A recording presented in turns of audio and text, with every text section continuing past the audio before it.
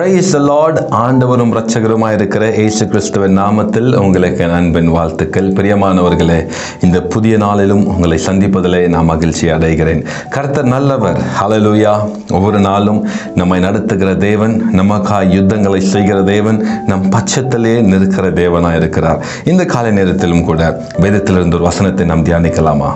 யாக்கோபு 4வது அதிகாரம் 7வது வசனம் இப்படியாய் எழுதப்பட்டிருக்கிறது. ஆகையால் தேவனுக்கு கீழ்ப்படிந்திருங்கள், பிசாசுக்கு எதிர்த்து நில்லுங்கள், அப்பொழுது அவன் உங்களை விட்டு ஓடி போவான். ஹல்லேலூயா. ஒரு அழகான ஒரு வார்த்தை இந்த காலை நேரத்தில் கர்த்தர் உங்களுக்கு கொடுத்திருக்கிறார்.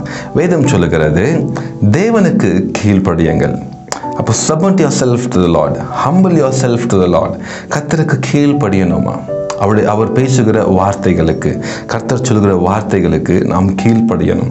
கர்த்தர் அநேக விதமான காரியங்களை இந்த வேதத்தின் மூலியமாய் நம்மிடத்தில் பேசியிருக்கிறார். அப்போ இந்த வேதத்தின் மூலியமாய் பேசியிருக்கிற ஒவ்வொரு வார்த்தைகளையும் நாம் கீழ்ப்படிவோம் என்றால் உலகத்தில் நம்மை போன்ற ஒரு ஆசீர்வதிக்கப்பட்டவங்க யாருமே இல்லை.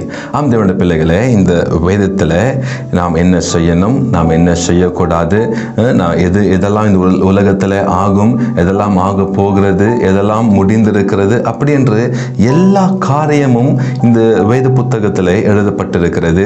உங்களை குறித்த காரியமும் இந்த வேத புத்தகத்திலே எழுதியிருக்கிறது. This book is our daily bread. நாம் டெய்லி எப்படி 3 வேளை நாம் ஆகாரத்தை சாப்பிடுகிறோமோ அதே போலவே தான் 3 வேளையும் நமக்கு நேரம் கிடைக்கும் பொழுதெல்லாம் இதில் இருக்கிற சத்தியத்தை நாம் சாப்பிடணும். We should eat. இதில் இருக்கிற காரியங்களை நாம் புரிந்து கொள்ளணும்.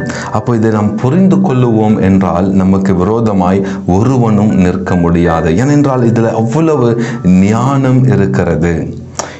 இந்த வேதத்தை நாம் வாசிப்போம் என்றால் இதில் அவ்வளவு பொக்கிஷங்கள் அடங்கி இருக்கிறது. ஆம் தேவனுடைய பிள்ளைகளை பாருங்க, வசனம் சொல்லுகிறது, தேவனுக்கு கீழ்ப்படியுங்கள், பிசாசுக்கு எதிர்த்து நில்லுங்கள், அப்பொழுது அவன் உங்களை விட்டு ஓடி போவான். இன்றைக்கு இந்த வசனத்தின்படி அநேகர் செய்கிறதில்லை. வேதம் சொல்லுகிறது பிசாசுக்கு எதிர்த்து நில்லுங்கள் என்று. ஆனால் இன்றைக்கு பாருங்க, அநேக பேர் பிசாசு என்றால பயந்து ஓடுறவங்க தான் இருக்காங்க. பிசாசுனால ஓடி போறாங்க, பிசாசுக்கு பயப்படுறாங்க. ஆனா வேதம் என்ன சொல்லுகிறது? பிசாசுக்கு எதிர்த்து நில்லுங்கள். அப்போ நீங்க பிசாசுக்கு பயந்து ஓடுனீங்க அப்படின்னா உங்க வாழ்க்கை முழுவதுமாய் நீங்க ஓடிக்கொண்டே தான் இருப்பீங்க. அவனும் உங்களை துரத்தி கொண்டே தான் இருப்பான். அப்போ ஒரு ஸ்டாப்பே இல்லையே. இப்போ ஒரு நாய் உங்களை துரத்துகிறது. அந்த நாய் துரத்தும் பொழுது நீங்க அந்த நாய்க்கு பயந்து ஓடுனீங்கன்னா நீங்க ஓடிக்கிட்டே தான் இருப்பீங்க. அந்த நாய் உங்களை துரத்திட்டு வந்துனே தான் இருக்கும். ஆனால் அதே நீங்க நின்றுட்டு ஒரு கல் எடுத்து நாயை நீங்க அடிக்க ட்ரை பண்ணுங்க, உடனே நாய் பயந்து ஓடும். அதுதான் வேதம் சொல்லுகிறது. அவனுக்கு நீங்க எதிர்த்து நிற்கணுமா? கர்த்தர் நமக்கு அந்த அதிகாரத்தை கொடுத்திருக்கிறார். ஹல்லேலூயா. நம்மோடு கூட இருக்கிற ஆண்டவர் இந்த உலகத்தில் இருக்கிற அவனை காட்டிலும் பெரியவர். அப்போ நாம் அவனை எதிர்த்து நிற்கும் பொழுது வேதம் சொல்லுகிறது அவன் ஓடி போவான் என்று. ஆம் தேவனுடைய பிள்ளைகளே, சிலுவையில இயேசு அவனுடைய தலையை நசுக்கி இருக்கிறார். அவனுக்கு அதிகாரம் இல்லை. கர்த்தர் நமக்கு அந்த அதிகாரத்தை கொடுத்திருக்கிறார். இன்றைக்கு உங்களுடைய வீட்டில் ஏதோ ஒரு பிசாசின் கிரியைகள் காணப்படலாம், ஏதோ ஒரு சத்துருவின் போராட்டங்கள் காணப்படலாம், ஏதோ ஒரு பிசாசின் தந்திரங்கள் காணப்படலாம், ஏதோ ஒரு மந்திரவாதங்கள் காணப்படலாம். பயப்படாதீங்க. மந்திரவாதத்தை பார்த்து நீங்க பயப்படாதீங்க, பிசாசை பார்த்து பயப்படாதீங்க. நீங்க சொல்லணும், நான் இயேசுவின் ரத்தத்தினாலே கழுவப்பட்டிருக்கிறேன், உன்னால என்னை எதுவும் செய்ய முடியாது, அப்பாலே போ சாத்தானே என்று சொல்லும் பொழுது அவன் ஓடி போவான். இயேசுவின் நாமத்திலே போ என்று சொல்லும் பொழுது அவன் பயந்து ஓடி போவான். ஆம் தேவனுடைய பிள்ளைகளே, வேதம் சொல்லுகிறது அவனுக்கு எதிர்த்து நில்லுங்கள் என்று. ஒரு நாளும் அவனுக்கு பயப்படக்கூடாது. அவனுடைய தந்திரங்களுக்கு நாம் பயப்படக்கூடாது. நாம் செய்ய வேண்டியதெல்லாம் அவனை எதிர்த்து நிற்கணும். அவனை நாம் எதிர்த்து நிற்கும் பொழுது அவன் ஓடி போய் விடுவான். நாம் தேவனுடைய பிள்ளைகளை, இன்றைக்கு ஏதோ ஒரு பிரச்சனை, இன்றைக்கு பிசாசினால் ஏதோ ஒரு போராட்டத்தை நீங்க சந்தித்துக் கொண்டிருக்கலாம். இன்றைக்கு அவனை எதிர்த்து நில்லுங்க.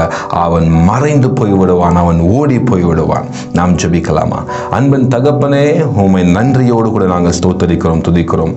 எங்களை நேசிக்க நியமிக்கிற தேவனே அப்பா, எங்களுக்கு அதிகாரத்தை கொடுத்த தேவனே அப்பா, இந்த காலவேளையிலும் கூட யாரெல்லாம் என்னோடு கூட இணைந்து ஜெபித்து கொண்டிருக்காங்களோ, ஏதோ ஒரு போராட்டத்தின் வழியாய் அவங்க போய் கொண்டிருக்கலாம். இயேசுவின் நாமத்தில் நான் ஜெபிக்கிறேன். எல்லா பிசாசின் தந்திரங்கள், அவனுடைய எல்லா சூழ்ச்சிகள் இயேசுவின் நாமத்தில் அவர்களை விட்டு வெளியேறட்டும் என்று நான் ஜெபிக்கிறேன். நீங்கள் அப்படியாய் செய்ய போவதுக்காக நன்றி. அவருடைய வாழ்க்கையில நீங்க அற்புதத்தை செய்வீராகப்பா. இயேசுவின் மூலமா ஜெபிக்கிறோம் எங்கள் ஜீவனுள்ள நல்ல தகப்பனே.